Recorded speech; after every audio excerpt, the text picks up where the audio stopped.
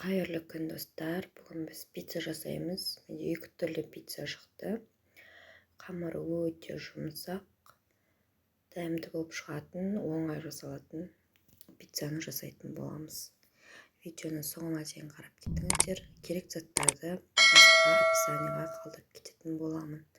Ең бірінші біздің 200 грамм жылы суға 2 ас қасық қантымызды, 1 шай қасық тұзымызды және де 1,5 шай қасық дрожжымызды салып араластырып 15 минутқа бетін жауып қоямыз. 15 минуттан кейін біздің дрожжымыз осылай көтеріледі, көпіршіктеніп. Оның үстіне шемішкі майымызды құйып араластырып, одан кейін ұнымызды салып қамыр илейтін боламыз. Жұмсақ қамыр илейміз. Ұнымызды бөлек-бөлек салып, осылай жақсылап қамырымызды илеп аламыз.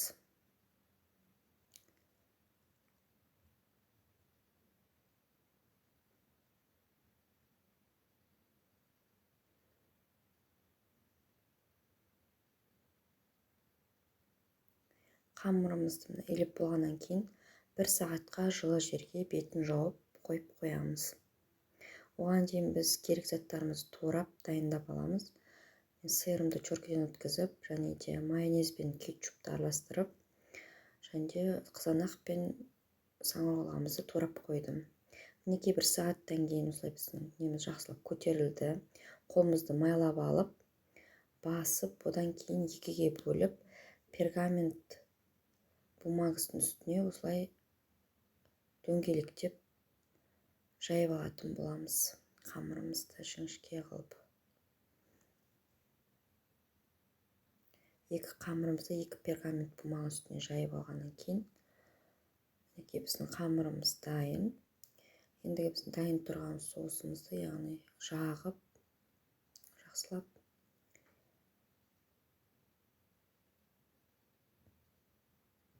одан кейін қызанағымызды жақсылап орналастырып шығамыз.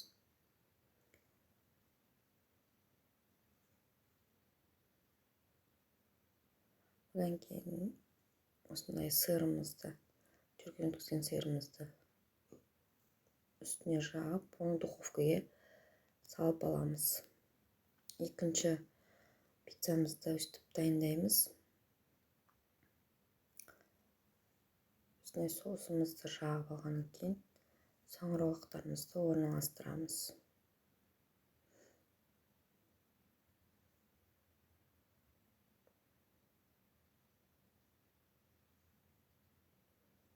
Оның үстіне помидорымызды салып, сырымызды салып, 180 градуста 30 минутқа салып аламыз. Мінекей менің маргарита пиццам пісіп шықты. Оның үстіне мен тағы да сыр қосып, 5 минутқа салып алдым. Мінекей біздің 2 пиццамыз дайын болып шықты. Өте керемет, дәмді. Балаларыңызға таңдап берсеңіздер болады. Видео ұнаса, лайк басып, комментарий жазып, тіркеліп кетіңіздер.